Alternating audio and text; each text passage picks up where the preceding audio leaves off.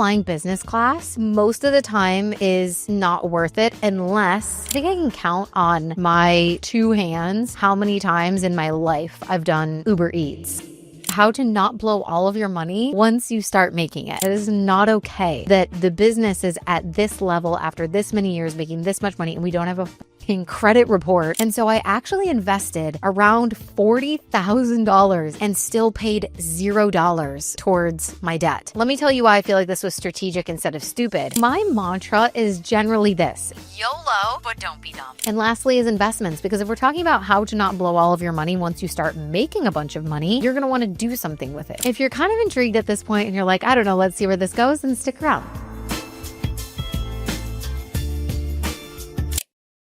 What's up, you guys? Welcome back to the podcast. A little bit of a different episode this week, but I'm going to be talking about how to not blow all of your money once you start making it. And I want to start by saying that I am definitely not the most frugal, money-saving person. My fiance sometimes thinks that I spend too much too freely. And to be honest, I'm not even really someone who checks the prices on most things. So I definitely have an open, flowing relationship with money, you could say. So you might be like, okay, so why are you going to talk about like how to not blow all of your money? But here's the backstory for how this episode came to be, okay? So I have several entrepreneur friends who also make really good money, but they also individually in their own ways have had some times where they've been either deep in debt or they're like, oh my gosh, like I don't have any savings. Or maybe they're doing a launch because they're like, I need to make sure that I can afford my rent. Like I have to make money right now. Or they've severely overspent on something that later they end up regretting. So we've had a lot of conversations about this. And one of my friends was telling me about the time that she made her first $10,000 off of a course that she created. It was like one of her first offers she ever put out there. She made $10,000 right away. And within a very short period of time, she basically blew it all on massages and self-care and shopping and just random things. Like before she knew it, it was all gone. And she was like, holy shit. So we were talking about that. And she was like, you should do a podcast on this, Sam, because I would love to hear your experiences and how you've managed to kind of stay grounded while also making seven figures and never having any of those big, like, oh my gosh, I fucked up moments of feeling like you blew all of the cash. And so initially I was like, okay, like me, I mean, I don't know if I have like the most valuable things to say on this in terms of like managing or like saving money. Like, yes, I have my own ways of doing things, but I never really thought of it as like something that, I don't know, that you guys would be interested in. And then it's also kind of like, is this a conversation that people are going to resonate with when it's like what to do when you've made a bunch of money and how to not like blow it all? It's like, that's also not the most relatable topic ever, but we were talking about it more and she was like, no, I really think that your audience would find it super interesting, whether they're at that place with their finances or they're just ambitious and they're on their way and they're building up to that level, just to hear your experiences of how you've done things and the ways that you stay practical and stay grounded, etc. So after some brainstorming, kind of fleshing the idea out, I thought, okay, like maybe this actually could be interesting, right? And maybe it could help even just one person to not spend beyond their means, even though they're making great money. So just to be really clear, like this is not going to be financial advice by any means. This is not me positioning myself as an expert in any way, but it's more so just my own honest reflections around how I was able to not blow all of my money once I started making it. If you're kind of intrigued at this point and you're like, I don't know, let's see where this goes, then stick around. Let's dive in. So my mantra is generally this, and it's quite simple. It's nothing too deep. It's definitely not profound, but it's simply YOLO, but don't be dumb. YOLO, but don't be dumb, right? You only live once. And if you've worked really hard to make really great money, you definitely want to be able to enjoy the fruits of your labor. You want to be living in overflow. You want to enjoy the abundance. And I think there's different ways that we can do this, even when it comes to things that don't directly relate to spending money, but it's even how people will have like a super nice perfume and they refuse to put it on unless they're going to a wedding or it's a special date night or it's something significant. And it's like, because they have this mindset of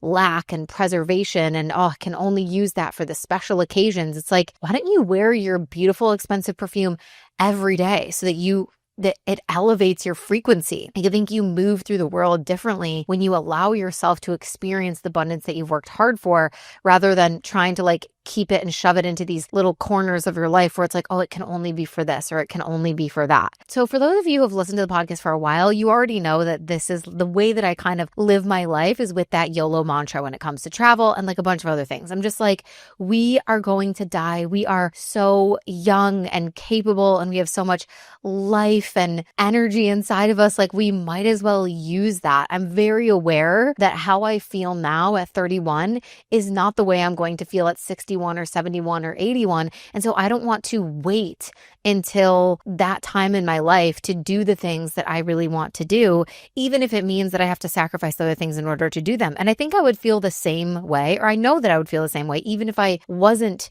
making really great money or hadn't become a successful entrepreneur, because I lived that way even when I was poor. Like, I lived that way even when I had $5 left in my bank account. I was still finding a way to take the trips and go to the places. And I moved abroad, for Christ's sake, when I owned nothing. I had nothing. I worked a nannying job while I was in college to save up money. I was putting cash in little envelopes and hiding them in places in my room, and then using all of that to get my visas and my flights. So I know that regardless of what my financial situation would be, like, I definitely am a person who values the life that I've been given and wants to see the world and experience it and have this kind of juicy, decadent experience of life. And so that's where like the YOLO element comes from. But when you start making really great money, like, there has to be some sort of limitation or caveat to that, because if it's always just you only live once, then you might find yourself in a scary situation where you've overspent or you have nothing left or you're in a really, really tough spot. And so my mantra is YOLO, but don't be dumb. I want to go back a little bit just to give some context to this. So like, in the first few years of my business, I had made multiple six figures, but I was still living in Spain. So the cost of living was really, really low. I guess a lot lower objectively than in America, let's say. I was living in Madrid, which is one of the more expensive cities in Spain, but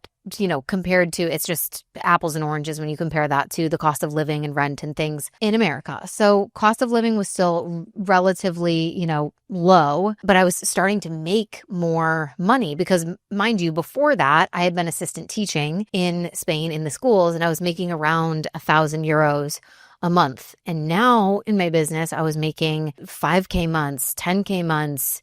Sometimes when I was launching, it would get up to 15, 20, 30K. So there was a lot, it was very new, this like feeling of, wow, there's an overflow. There's actually so much more of an abundance of financial resources than what I actually have to spend, like what my expenses are. And so that was a really, really interesting and fun feeling. But I also didn't just start like bawling out and buying everything and living a lavish lifestyle and taking Uber Luxes or Uber Blacks like everywhere. Like I was still doing public transportation. I just kept saving and investing in solid long-term mentorship containers so that I could keep the learning and the earning going. I wanted to just keep doubling down, learning more skills, getting better, staying in mentorship. So that was really my mindset at the time. I didn't change my lifestyle very much at all. Of course, I could buy myself a couple more clothes here and there. And instead of going to Zara and having to decide what 2 things I was going to buy, I could go to Abercrombie and buy like 7 things. And that was a lot of money. It was a couple $100s. So there was like little luxuries that I would let myself have, but I also wasn't like going all the way out and feeling like I was super rich. And I think that's like a theme in my life generally, is that it's been very difficult for me to allow myself to feel rich. And if we want to go really deep, I think it's because when I was growing up, like, my parents would talk about rich people because we lived in a very nice area and I went to a really good school, but there was a lot of like actual rich kids around us. There was a lot of neighborhoods with multi-million dollar homes, and I went to school with those kids and I danced with those kids, and I was surrounded by that kind of wealth. There was a lot of country club people, and like a lot of my friends growing up, their families belonged to country clubs, and that's very, if you're not in America, maybe you don't know like the kind of culture of country clubs, but it's very preppy. It's very expensive. You spend hundreds of thousands of dollars to be a member at this, golf course, and they have their private pool and their tennis lessons and their dinners at their whatever. So it's very fancy. And so I grew up with a lot of those people, and we were not those people. So it was like, there was always a distinction. There was always a separation between who we were and what we had, even though my parents did really well, lived a beautiful life, had a super nice home, like went to a great school, all the things. There was still like the different levels, like people say, there's levels to the game. And it was always very visible in my immediate surroundings that there was much higher levels. And so I think that creates this kind of outsider experience where you feel like, okay, they are rich, but I am not rich. And so once I started making more and more money, like it was always this feeling of, wow, like I'm doing really well. I'm super grateful. This is amazing. It was harder for me at the start to be like, I am rich. And even once I did more mindset work on that and started using that word more and speaking it more and trying to get comfortable with it, because you don't want the word rich to feel like a dirty word in your mouth. Let's just be honest. You don't want saying I am wealthy or I am rich. You don't want that to feel repulsive or disgusting when you say it, because that means you physically and subconsciously are like rejecting that as a possible reality for yourself. So I did a lot of work around like starting to say those things and embody it. And that's a lot of like what I teach in wealth calibration and like really becoming the energy and the frequency of wealth and embodying that on a feminine level through somatic practices and so many other things. But even at different milestones, which we'll talk about, of like getting my Porsche or buying a house, like there was many different levels where I kept revisiting that theme of like, am I rich enough to be able to do this? Or even like flying first class or buying my first business class ticket. It was like, it felt like it was something that like other people did that like I wasn't allowed to do. And so it almost felt like this crazy rebellion to be like, wait, no, like I have the money for this. Why can I not do it? Why am I not allowing myself to do it? And it's been beautiful for at every new level for me to find ways to overcome that. But I do think it's also been a really significant protection for me in the sense that I never was the type of person to suddenly make a bunch of money and then just like hot potato it and ball out and spend it on ridiculous things that I didn't necessarily need or that were like beyond my means in a way. So I do think that there's positives to it and there's challenges to it, but that kind of has been an experience for me at least. So in the first couple of years of my business, I start making multi-six figures. It's feeling like totally crazy compared to especially what I was making as an English teaching assistant. But I didn't start just balling out and buying everything. I kept saving. I was investing in mentorship. And just to show like where my priorities were, it was like I would spend $20,000 on a mastermind, but I still wouldn't fly first class anywhere. And I also think that's because like one, like I just said, it felt like something that like I wasn't allowed to do maybe, or like I hadn't earned it yet. But also I wasn't really trying to prove anything. Like I didn't feel this pressure to be like, I need to post on my social media, me flying like business class, or like it just wasn't, I never felt like that. I never thought like that. And so I just didn't really need to. I didn't really care. At one point, like I had around $35,000, I think, if from memory, that's 30, maybe it was 32, it was 30 something. I think it was around $35,000 in student loan debt after college. But at that time, right, I was living in Spain. I started my business. I wasn't paying any of the debt off. It was just sitting there. And initially it was accruing interest for several years, but then COVID happened. And when the pandemic happened, they stopped the interest rates from accruing on student loans. And so I had all of this student loan debt, but I hadn't been paying any of it off prior because I couldn't freaking afford to because I was living paycheck to paycheck and barely had money left in my account at the end of every month when I was teaching. Then I start my business. I start making more money, but they stop the interest. And I'm like, okay, well, I'm not going to waste my time trying to, put my precious resources that I've just worked so hard for towards this $35,000 in the student loan debt. Like, especially since it's not accruing interest anymore, like I'm not going to pay that off right now. Fuck it. Like, let's just leave it there. And so I actually invested around $40,000 in business mentorship in 2021 and still paid $0 towards my debt. Now, let me tell you why I feel like this was strategic instead of stupid, because investing that $40,000 into a couple different forms of mentorship actually ended up helping me make over $250,000 that year. So it was kind of like a spend money to make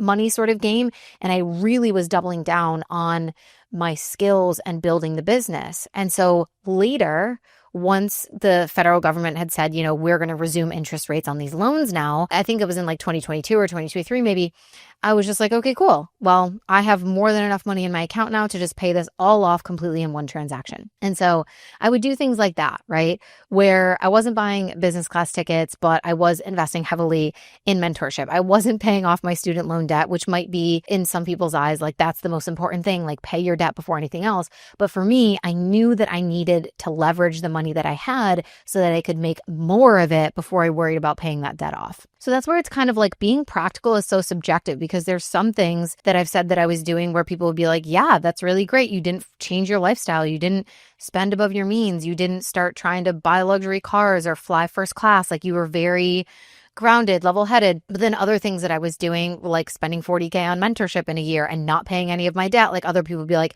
bad, irresponsible, not smart, dumb. And so it's just the idea of being practical with your money, I think, is very subjective, and it really depends on the circumstances and what you value, right? And so there's this concept, which I think has always grounded me a lot in terms of what I'm going to spend my money on versus where I'm going to kind of like save it or invest it, is making sure that you are spending on what you value.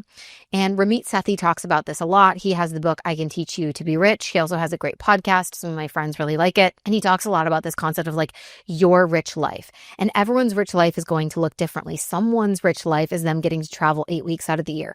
Another person's rich life is them only having to work 10 hours a week because they want to spend more time with their kids. Someone else's rich life is being able to buy a round of drinks at the bar for their friends. Like there's all these different versions of what it means to you to feel rich and have this sense of richness in your life. And that really revolves around spending on what you value, like splurging, indulging on what you really value, and then ruthlessly cutting back and saving on the things that you don't care about as much. And so that's really a lot of like Ramit's philosophy and what he talks about. And for me, it's kind of like, okay, well, I'm always going to value travel over something like designer bags. I have a few designer things, but I can count them on one hand, and I don't buy them often. I'm not looking for them. I don't even really, I'm not the person who like knows what the new designer things are. Like there'll be a new like designer trend and I'm like, what is that? I don't even know what brand that is. Like I'm not that girl. I also feel like I value wellness over my wardrobe, which is interesting because I want to look nice and I do love having cute clothes, cute outfits.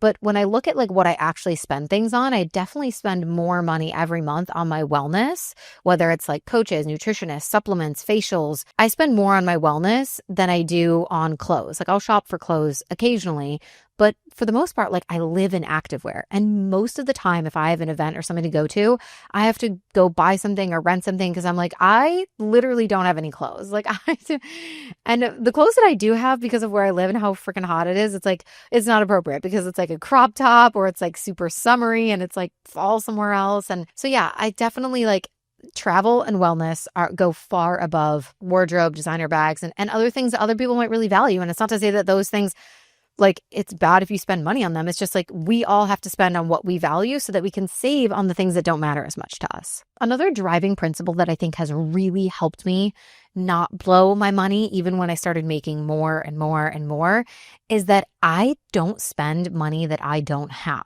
The only time really in my business journey that I borrowed money was when I borrowed $5,000 to hire my first business coach. I've told this story many times.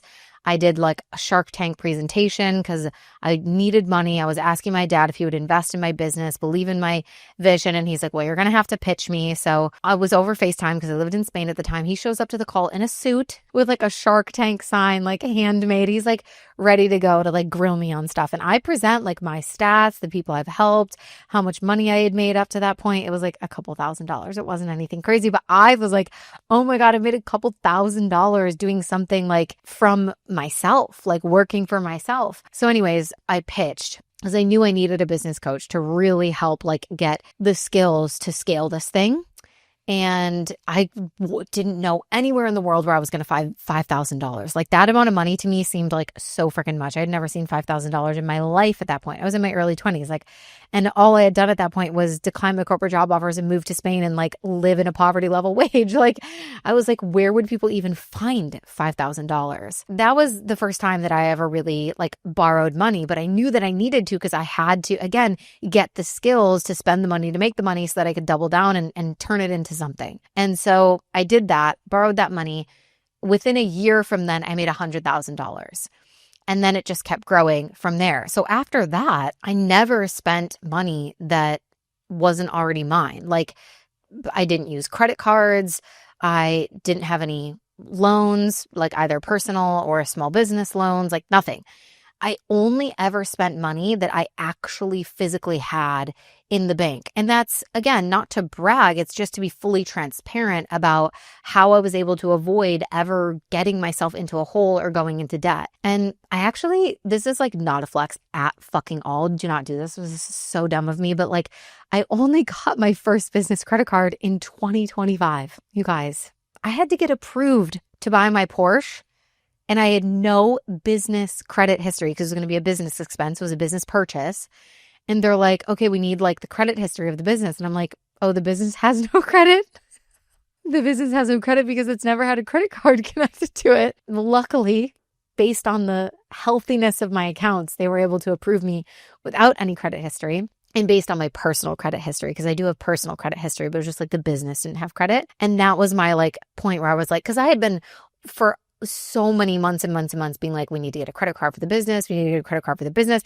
And it was just one of those things where like you have so many things going on all the time. It's one of those admin things that's it's annoying. It's like you have to do research. And so I would just keep putting it off and off and off and off. And so I didn't get my first business credit card until 2025. After I got the car, because I didn't get it before in time for them to evaluate anything. And even if I had gotten it before, I'd be like, there's no credit history on it because I would have had it for like literally a few weeks before buying the car. So luckily, I was approved for the car without any business credit. But that was the moment where I was like, I really need to get this in gear because it is not okay that the business is at this level after this many years making this much money and we don't have a fucking credit report for the business. So funnily enough, the credit card that I ended up getting for the business, to my point of like not spending money that I don't have, the credit card that I ended up getting for the business is one that you have to pay off in full every single month. There's like crazy travel rewards and points and all the things, but you can't even really, it's not even like you're really borrowing money that much because you have to pay the full balance every single month.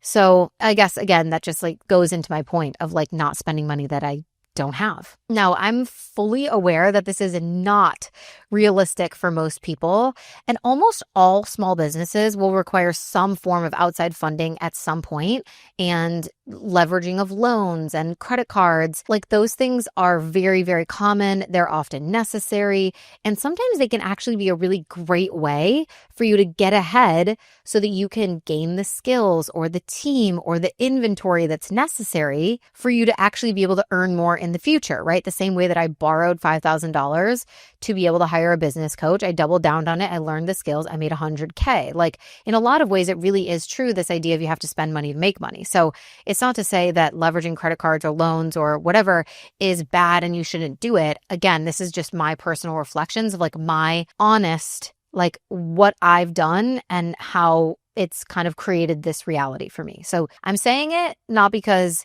I'm saying that other people should do it that way. I'm saying it so that I can give a full, honest, transparent reflection of what I actually did. And to be fair, like even to this day, like I said, I don't really buy things that I don't have the money for. And I do think that once you have money, once you've made really good money, this is a great way to keep yourself within your means. When you're at the start and you're an entrepreneur and you need that like outside funding and you need that borrowing or credit or whatever to like get you going, that's a different game than once you've started to make really great money. One way to kind of keep yourself more in check is because now you have the means, you can actually say, all right, well, I'm going to live within these means and I'm not going to spend a bunch of money that I don't actually have. Like if it's not in the bank, then I'm not going to spend it.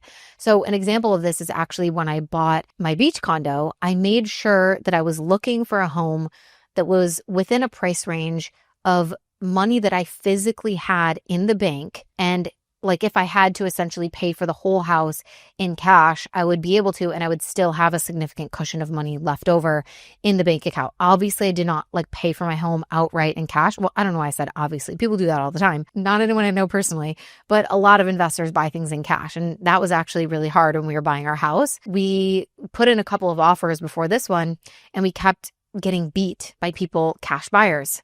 They just take the money out of their bank account and they pay for it all in one day. The whole thing paid for, done. And those deals always close the fastest, and those buyers usually win. And so that was definitely a challenge when we were buying our beach condo, especially because down here there's a lot of investors and people want, rental properties and all the things, especially in this area, super close to the beach. So that was challenging. So we still got a mortgage. We didn't pay for the house in cash, but just when I was looking for places, I was kind of thinking in that mindset of like, if I don't have this money in my account, then I don't necessarily want to stretch myself so much outside of that range, because that feels like a little bit too far beyond for me, which again, I know is not realistic. For most people, it is not common. And it also depends a ton on like where you live, because I have friends, mentors, clients in Canada, and the housing market is so different there. And the houses are much more expensive. It also depends like what state you live in. If you live in California, totally different ballgame, right? Versus if you live in some of the middle states of America, where you might have a lot more affordable like housing prices. And don't even get me started on Europe. I mean, Spain is really interesting in terms of housing because it's so expensive, so overpriced. It's crazy. But like they don't even, the average salary there is so low. Like they don't even make the amount of money that these crazy home prices are. I mean, it's insane. Like even more than here in Florida, like basically almost on the beach, an apartment in the outskirts of Madrid would be more expensive than this beach condo. So it's kind of crazy. So it really does depend. But anyway, that was just like my mindset when I was going into buying the house, and that made me feel a little bit better. Please just like remember, as you're listening to this is not an episode about what to do if you're in the early phases of trying to make good money as an entrepreneur. It's about once you've done it and you have the 6 figures, the 7 figures, how do you stay grounded and somewhat practical while still living in abundance and allowing yourself to enjoy the fruits of your labor? I can totally appreciate the fact that some of these things might seem out of touch to some, but for my ambitious girlies who are making big bucks or they're on their way to, and that's their vision of what they're moving towards, I just want to be as transparent as possible about how I've approached my spending in various different areas of life and business to avoid going too far overboard while still allowing myself to enjoy the overflow that I've cultivated. So this is going to be like my version of being a quote unquote practical millionaire. I broke this down into 10 different areas. We're going to talk about flights, cars, groceries, home, clothes, tech, entertainment, fitness, business, and investments. And I'm going to kind of go through in all of those different areas some of the things that I do that I think are like, I don't know, just kind of practical and allow me to not overspend or blow my money on everything. Let's start with flights. So transparently, I think that flying business class most of the time is not worth it unless it's an international long haul flight. Like if you're doing domestic flights, I think the price for what you actually get is just kind of stupid. I think it's almost never worth it on a domestic flight, to be honest.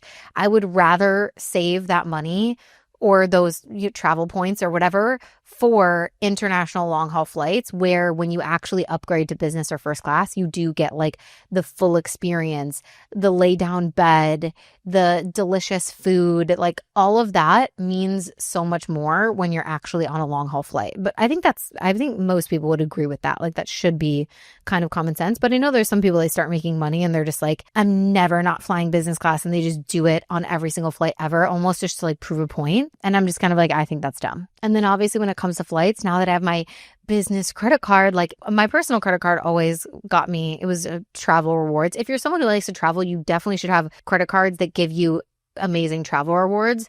But obviously like leveraging your points and your credit card to get better flights and upgrades and all sorts of things. And when you book your hotels through your credit card, sometimes you get additional perks and things like that. So that's just another way that I kind of like to I guess, be practical with flights. Okay, let's talk about cars. I didn't have a car for years, right? Because I graduated university. I declined my job offers, moved to Spain, and lived there for 6.5 years where I never had a car, didn't need one. And then after that, when we moved back to the States, initially we were living with my parents for a couple months while we were house hunting and looking for our beach condo. And so they had an extra vehicle and I would drive in that car. So for like a long time, like a lot of my adult life, I didn't have a car. Before we moved out of my parents' house, once we like bought our beach condo and it was time for us to move to Florida, right before that, I was like, I'm going to need a car. Like once we move down to Florida, we have our own house. Like we've got to get around there. And so rather than buying a new car or going to lease like a pre-owned or whatever, I actually just ended up buying my mom's pre-owned BMW off of her because she wanted to upgrade. She wanted a nicer car. She had that one for a little while already. And so she was like, it'll be great for me. It'll be great for you. Of course, my mom was like, oh, you can have my car because then I can get a new one. So it ended up working out. I just bought my mom's pre-owned BMW from her for around, I think it was around $15,000. I like paid my parents in cash for it. And we've had that car for 4 years. And again, it was like my mom owned it. So it was pre-owned from that, but it was pre-owned before she bought it. It has a lot of miles on it. It's a well-loved car. We've had to do a lot of like repairs on it this year. And Jaime and I shared that car. We didn't buy a second car. Like we maneuvered the first several years, like 2.5 years of living here with just sharing one car. And like, of course, I work from home, but there's places that I want to be able to go. I want to be able to go to the gym. I want to be able to work from a cafe. But he, like, for his job, he now has to go to the office several times a week.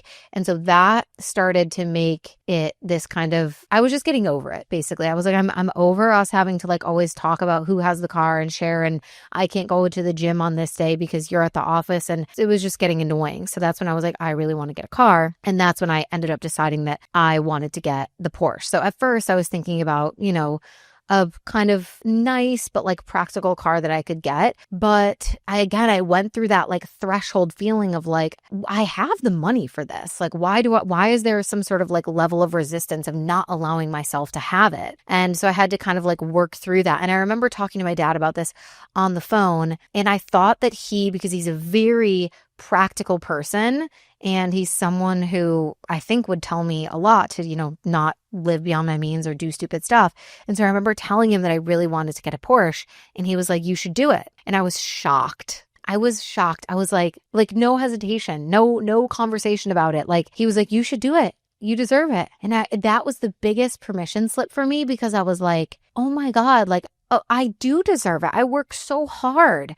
I've spent so many years like building this business and this brand and being consistent all the time and showing up day in and day out for my clients and over delivering and always being on content and podcasts and all. Like I've been working hard. Like, wait, I do deserve this. And other people see that I deserve it before I see that I deserve it. And that's a problem. So I was like, oh my God, no, like I'm doing this. I need to do this for myself. I want the identity upgrade. I want the experience of it. I want the feeling of freedom of being able to go wherever when I want to, because we're not trying to share a car. And so getting the Porsche this year was like I think it was a big moment for me. It took me so long to allow myself to even have, a nice car that was just mine. And the car was also a business expense, right? So it would have actually been probably a worse money move to not get the car because it's going to give me a really big tax advantage. And now I get to have a nice car. Right? So it's like, if I'm going to spend the money, I'd rather spend it on something that gives me daily joy and satisfaction rather than sending that money to the government. And so, yeah, that's kind of my experience when it comes to cars and just the practicality of things, like living within my means when it made sense to, but then also allowing myself to be in the overflow once I looked around and was like, wait, I actually can do this. Why am I not allowing myself to? Okay, with groceries. So I don't do my full grocery shop at Whole Foods or Fresh Market or any of these like really, really expensive bougie grocery stores, because it honestly, when you look at it, it really is kind of silly how expensive it is. And it just doesn't make sense to do like a whole grocery shop there. Yes, they have so many amazing things and healthy alternatives and more organic stuff and whatever than other stores. But what I'll do is I'll basically do my main shopping at Trader Joe's because it's so economic. Like it's very affordable. When we first moved to Florida, we were doing our grocery shopping at Publix because it's the main kind of grocery store around here in the South. And it was just the only thing that we knew. And then I realized that there was a Trader Joe's that was quite close. So I was like, let's go to Trader Joe's and see. And the price was like literally half of what our weekly grocery bill used to be at Publix. And I was like, damn, I didn't realize Publix was freaking expensive, but it is. This just seems like it's a very regular, schmegular grocery store. It's not like fancy. It's not like organic. It's nothing. It's just a regular ass grocery store, but it was expensive. So we started doing our main shop at Trader Joe's, and that's basically where we get like almost everything. But I'll go in to Whole Foods and grab like a couple of the things that Trader Joe's doesn't have, or to get, some staples or things. And so I just kind of do it like that. And that helps keep our grocery bill like a lot more reasonable. And then the other thing when it comes to like groceries and food is that we cook at home, when we almost never do food delivery. Like I think I can count on my two hands how many times in my life I've done Uber Eats. Like I'm not really like a food delivery person, I think. So we'll eat out at a restaurant or do takeout like maybe once a week, like usually once on the weekend. We'll eat outside of the house or have a takeout or something from a Thai place that we like. But we cook all of our own food and we really basically just eat at home. So, and it's, I guess like you could say, yes, it helps you save money on the food front, but I don't think that that's the main reason why we do it.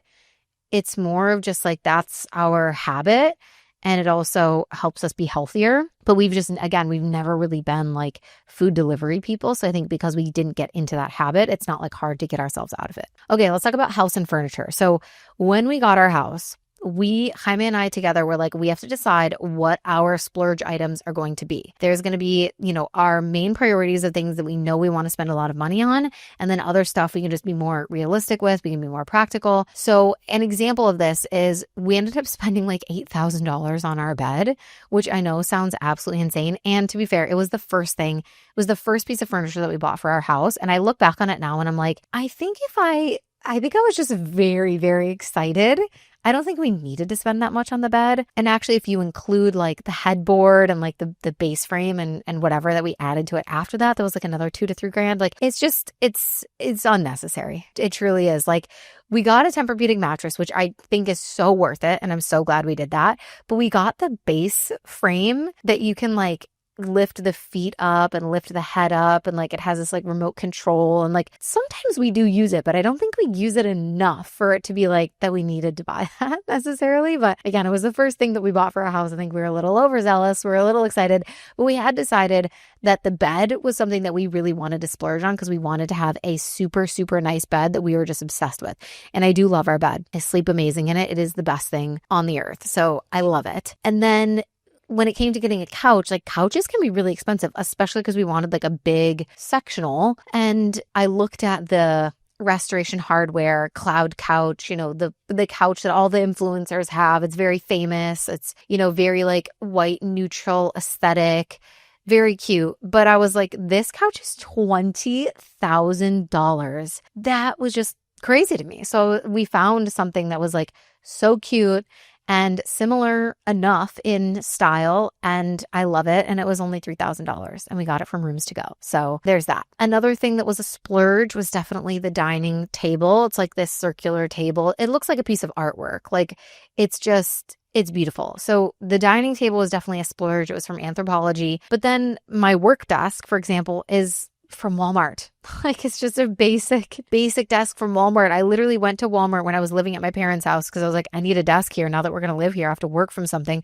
And I just bought like one of the desks that they have, and I still have it years later. I am going to upgrade this desk, I think, because I kind of want to get one that will stand up so I can do a walking pad, which I don't know if you can see that. in the back, if you're watching on video, there's my walking pad. So I have the walking pad. I just need the desk for it and I need to set it up. So the point is there's always going to be certain things that you are going to care to like go all out for. And then there's other things where you're like, actually, the cheaper version is completely fine and I don't really care. Right.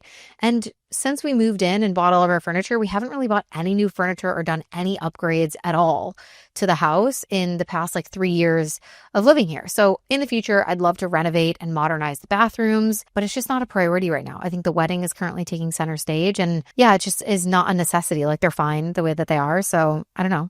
I guess to each his own. Some people really, really love, that's like their passion is like home projects and renovations and doing that type of stuff. So if that's you, like spend on what you value, right? Pop off. I'm like way too busy as is to even think about renovating anything in my house. Okay, let's talk about clothes.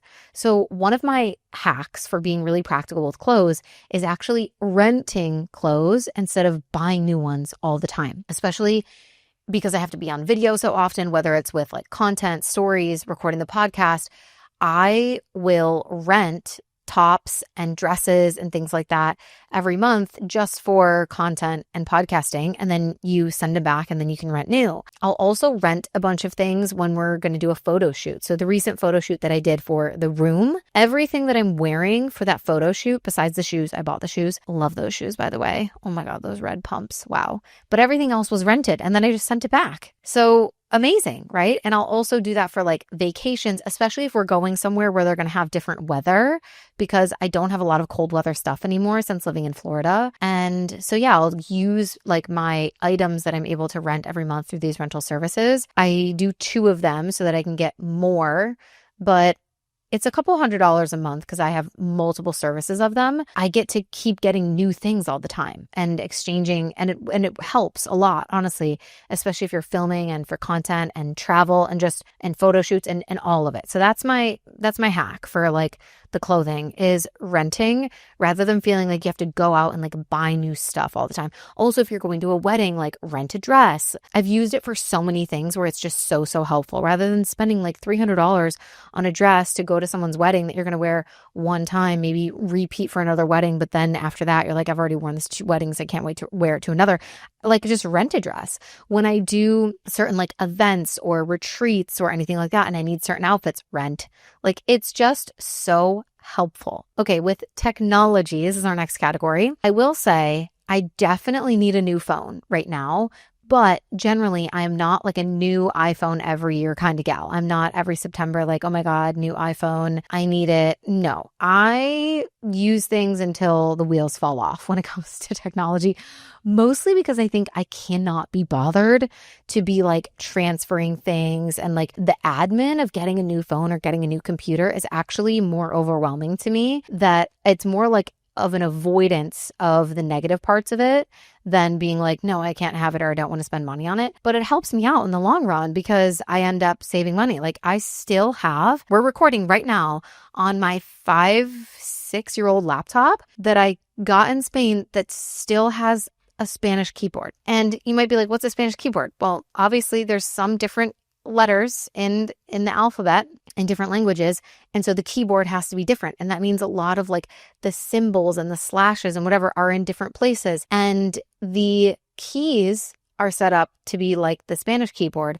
but when you actually hit them, they're reflected in the American keyboard. So it's like I'll click this button on my keyboard that looks like the ñ symbol, which is like the letter N that has a little tilde over the top in Spanish. And I'll click that and it doesn't actually give me an N with a tilde. It gives me like a symbol because it's giving me what it would give me if this was an American keyboard. But what I see with my eyes physically in front of me is a Spanish keyboard. So I've had to memorize where like the dash and the slash and the whatever is, because the button that I'm actually pressing says something different on it than what's actually going to appear when I press it. It's such a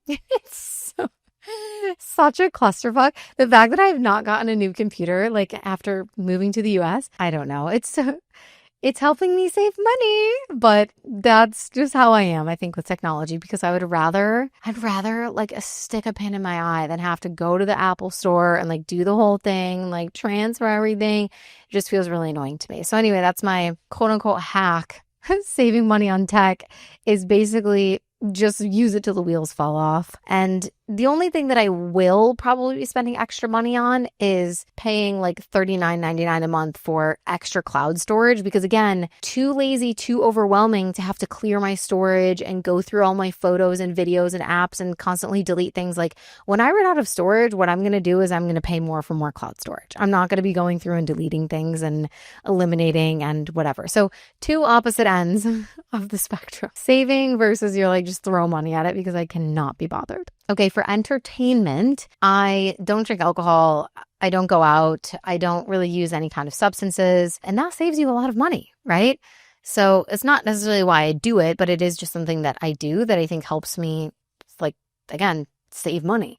People who regularly smoke marijuana, think about how much money they have to spend on that. People who like regularly drink alcohol every night of the week in their homes, or they're going out and drinking and buying a bunch of drinks at the bars every weekend, or they regularly smoke or vape or whatever, like think about how much money they're spending on those things. So that's one thing that like I just don't have that expense in my life. And I think it does save me quite a bit of money. No drinks at the bar, no drunk food, no hungover Uber Eats, like nothing. Like I said, we only go out to eat one time a week. And that's basically our entertainment is travel and living at the beach and I don't know, family time with our dog, like going for walks. Like, I don't know. We're just not people that like are spending a bunch of money going out and doing crazy things. Just travel really is the only one version of that. With fitness, I just have never I don't think I've ever had a really expensive fitness membership of any kind. I don't have any like really expensive yoga studio memberships or Pilates studio memberships or anything like that. I have a basic gym membership that's like $48 a month, I think. And then I just recently got ClassPass so that I can start doing little like yoga or Pilates classes here and there and kind of switching things up. And that, like, I was on the free trial for it, but it'll go to, I think, $55 a month after that. So yeah, I mean, I just kind of keep fitness simple. It's like walking the dog, walking outside, like getting those steps in. I have a regular gym membership. And then the ClassPass is honestly just a more recent like cherry on top, but I haven't had that ever before. So that was just kind of my main setup when it comes to fitness. But I know people that have like 5 different memberships to all these places. And again, if that's your life, if that's your lifestyle, if that's your livelihood, if you are a fitness influencer or you're a trainer or that's just something you care about so much, it makes a lot of sense. And while I care about wellness and fitness, I just feel like me with kind of like the basics is more than enough. So, okay, last 2 categories are business and investments. So when it comes to business, I think that it's a really good idea to run a super lean business for as long as possible. Like one of the biggest things I could say to people who are more so starting out is like, you don't need a team to feel cool. What's actually cool is profit. Having a profitable business, that is cool. You don't need to be able to say, oh, my assistant, my team, contact my whoever. Like doing stuff just because you think that you need to or to make yourself feel more legitimate when it honestly doesn't make sense for you financially is a dumb idea. And so, I was just very, I think, realistic in that when I was first starting out. I did everything myself. I was a one-woman team for 1.5, maybe 2 years. I didn't hire my first assistant until after I had made multiple 6 figures, I'm pretty sure. I started out using really cheap softwares. So I didn't go right to the Kajabi, and that's like $300 a month. I started using Teachable to host my courses because it was $39 a month. And I was using MailChimp for my email list because it was totally free. And like I had the free version of Canva. Like I was doing as much as I could to make sure that my business was really lean and that I was really just prioritizing profit.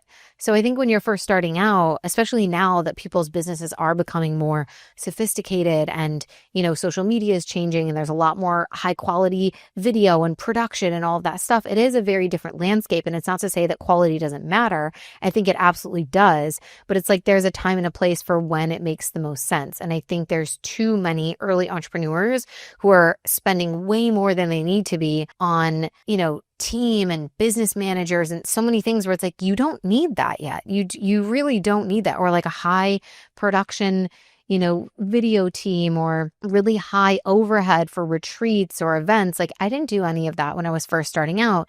And while the scene is different and the expectations are different now, I still think there's ways for you to kind of pick and choose and be really smart with what your business expenses are going to be and keep prioritizing the profit and deciding to run a lean business for as long as possible until you have the money where it makes sense. And it's like, I would be dumb to not outsource, get support, have team, have all these other things. And when I started paying myself a salary, it was really low, like even from the beginning. And I would say I still pay myself a very moderate salary considering what the business is doing in revenue. And that's also part of like the tax strategy, right? And what my CPA has recommended. But those are just kind of different ways that for me in my business journey, it's been helpful to not overspend or blow all of my money because I didn't right away go, oh my God, I need an OBM, I need a VA, I need a content person, I need a social media manager. I didn't do that. I did most of everything by myself. And when it made the most sense, I leveraged the most high value tasks that I could offboard and did that with like one assistant who was very versatile and could do multiple things for me. And that just really helped me in the long run save a lot of money. And lastly is investments, because if we're talking about how to not blow all of your money once you start making a bunch of money, you're going to want to do something with it, right? You're going to want to put it somewhere. You're going to want to make it work for you in multiple ways. So these are a couple of the things that I've done throughout my journey. One of them is high yield savings accounts so that they can grow. Your money can grow while it's in a savings account.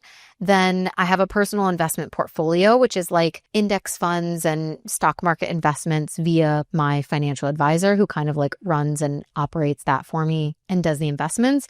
So I have a personal one, and then I also have a business investment portfolio. So same thing, financial advisor is running those, doing the investments, and that money is put away. And the idea with it is that it's, long-term going to accrue over time. It's nothing that I'm planning to like take out. I don't need it urgently. It's like extra money that I have that I can put away so that it can grow in the market.